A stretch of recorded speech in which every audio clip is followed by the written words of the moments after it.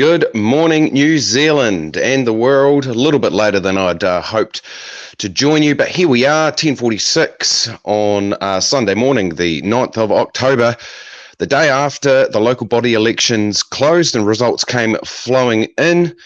So thought it was worth absolutely doing a roundup, particularly around the mayoral positions up and down the country, and just a bit of general commentary around how the political environment has shifted at the local body level and whether that's any indication of what's going to happen in the central government elections next year. So we'll wait for a few people to jump on.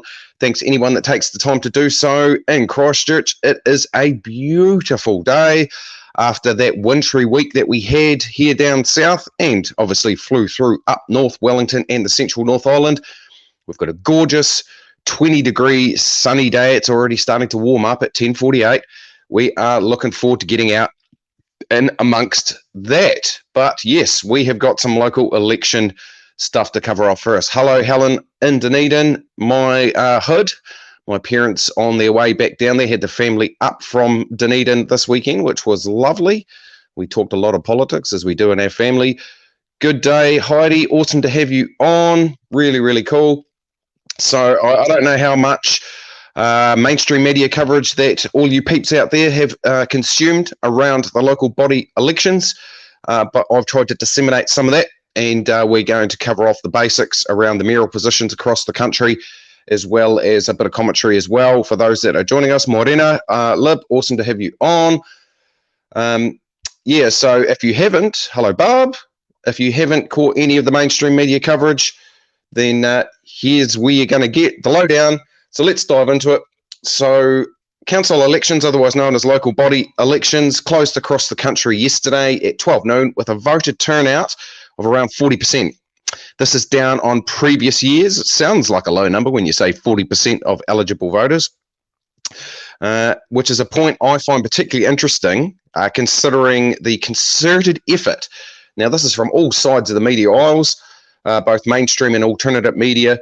Yes, I include Voices for Freedom's hilarious X is voting, you should too campaign. Those mock billboards, I thought they were bloody brilliant in the places that I saw them online, to get voters to turn out in proper numbers. So mainstream media, to counter what they see, they were putting all this effort and time and reporting into countering what they see is dangerous misinformation or conspiracy theorists or right-wing Nazis or whatever you want to call it. And the alternative or free-thinking media, which I consider myself to be a part of, to counter that counter, so to speak. So after all of the hit pieces, efforts from LGNZ as well, which created a bit of a stir earlier in the campaign, mainstream media and alternate media, this is where we ended up.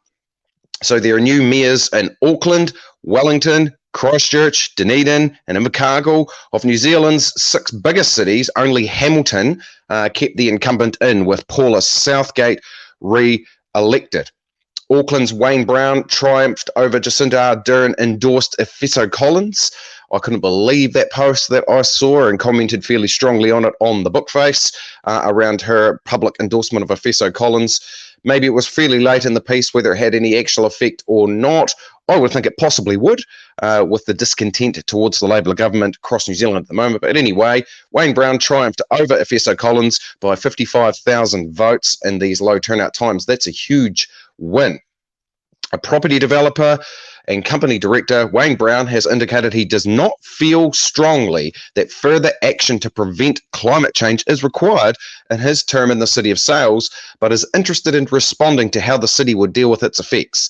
So probably a bob each way. It's a political statement, but he has run on a much more conservative position and not forcing through the UN Agenda 2030 SDG focused transport goals, along with the rest of the country as well. So that's good to hear. A politically centre-right leaning mayor that marks a shift to the right, as it has across the country, as it appears to have occurred after 12 years of Labour-driven chaos in Auckland, I would say. That's my commentary only. For those people out there, they're going to have me up for factual. I'm stating my feeling there. I feel it's been 12 years of Labour-driven chaos.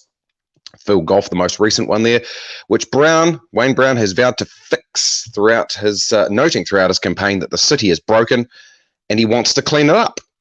He will start with Auckland Transport, indicating he wants that whole department gone. And the head of Auckland Transport has subsequently resigned as well. Christchurch elected Phil Major, jumping down to the major city in the South Island with a margin of approximately 4,000 votes over the next best, David Meat. So it was one or the other there.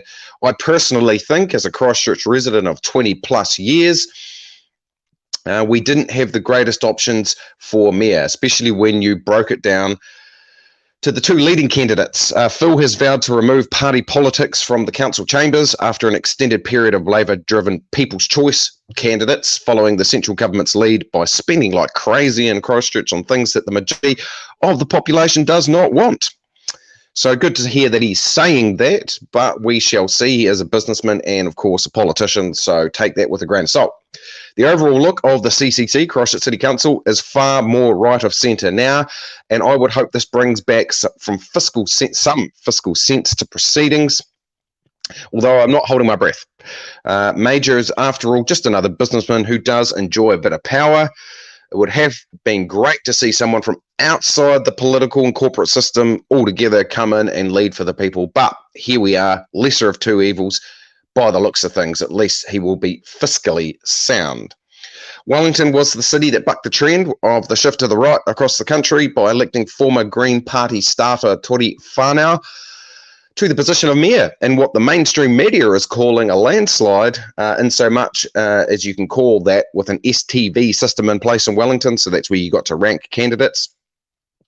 She gained more than 14,000 first preference votes over her rival, outgoing Andy Foster, who was always due to go after a period of poor performance in dealing with increased crime in Wellington, as well as his terrible handling of the Parliament protest and liaison with police during that time in February. Those are a couple of key events. Obviously, there was a lot more going on during his period. He was never going to get back in, although still finished second. Tory Whanau has indicated it is a big win for someone outside of the system. That's how she sees herself. With her background, would somewhat refute that, being a Green Party head staffer from 2017 to 2021. So outside the system, don't really think so. In stark contrast to Wayne Brown's statement in Auckland, Tory proclaimed, "My promise to Wellington is this: as your mayor, I will listen. I believe we can build trust in our system and bring our city on board. Together, Wellington will work towards a climate resilient city that looks after its community." So climate driven there. Wellington has always been a little bit more of a left-leaning city, or fairly heavily so. So no surprises out of the shift across the country that Wellington is the one that did not. Dunedin, heading down to Dunedin. They have elected first-term councillor Jules Radich to the mayoralty. Again, a shift more to a business-focused and fiscally conservative centre-right.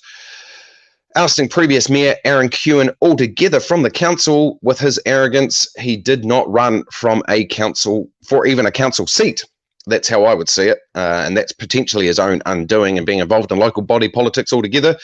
Things were kept pretty simple with messaging during the campaign for Radich and his Team Dunedin ticket members, with their primary concerns being more car parking, alternative public transport options, and fewer changes to the city's road network. Simple indeed, and far less ideologically driven and leaning than what you've seen in central government and some other areas. So they were simple and they got in. Goes to show, if you pay attention to the basics of day-to-day life, you're going to get, and that affect the majority of the people, then you're going to get results if you follow through on said promises. Yes, Debbie, a Green staffer that's into climate change. Invercargill has finally moved on from Tim Shadbolt after 24 years, or 27 if you include his first term in politics. Potentially one term too far for the iconic local body politician as age and cognitive decline take hold, in favour of Nobby Clark by around 3,500 votes.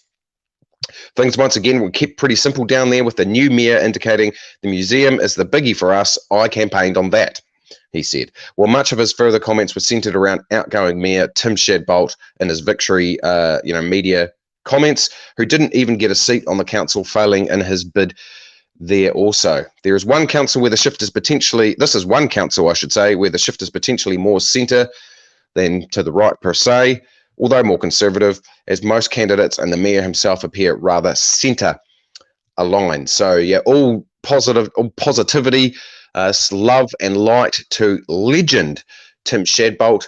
Was potentially one of the first true populist for the people mayors in a small regional city, town, whatever you want to call it, in Invercargill. Done a wonderful, wonderful job serving the people, was knighted while still in office, and it will be remembered for all time, really, when it comes to representing people, Tim Shadbolt.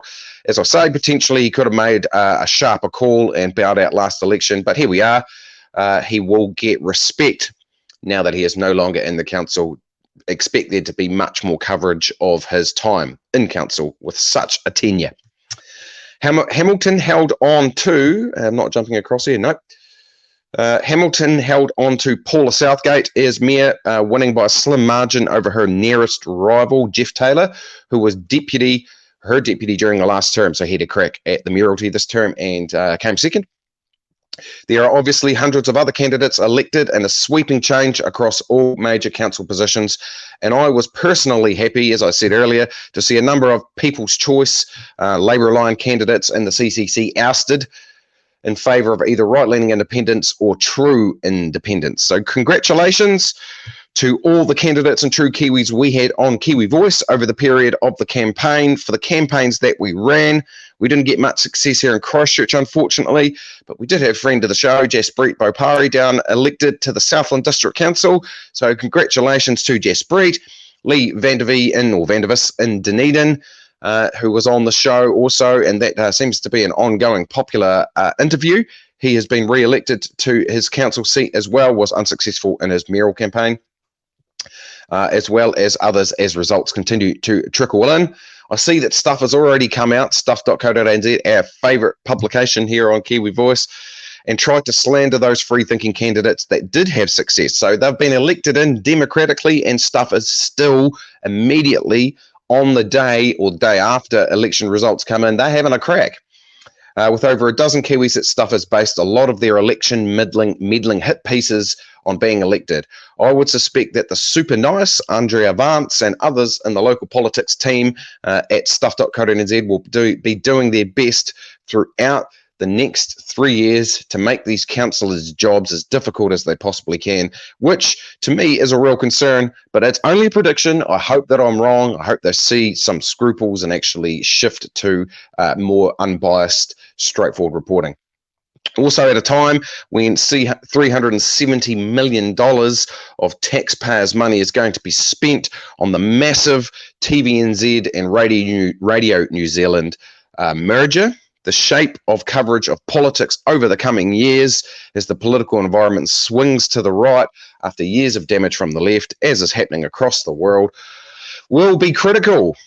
So that is a separate story all of its own that we will be paying attention to in dissecting the Radio New Zealand, TV New Zealand merger. Unbelievable amounts of public money being spent on that. I had no idea. Is it a surprise? Probably not, but wowzers. Incredible. So that's our sort of brief roundup of all the major mayoral positions and a little bit of look at the candidates. Let us know in the comments below if you've got any queries whatsoever, and whether we want to go into a little bit more detail around some of these candidates. I can absolutely do that, but I thought it was best getting out and getting a bit of a summary up there on Kiwi Voice for the peeps that wanted to hear it from here around the results in the election straight after the day, but we'll get into a bit more further detail in future if you would like us to do so. So let us know in the comments below, share these links around.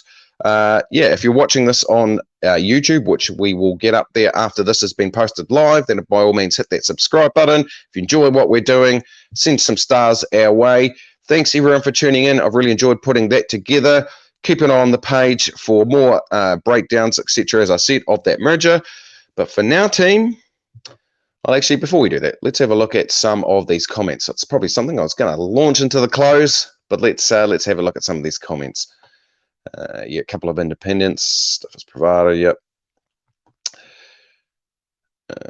Whakatane winner. Okay, yeah, we'll have a look there. Yep, so yeah, Labour-driven chaos. Yeah, it's been around about 12 of the freedom-minded people, really. Bruce, good morning. Thanks for joining us. Yeah, nothing to respond to there, team. So have an awesome Sunday. Stay tuned to the page for further updates. Stay safe, stay free. We'll see you again real soon.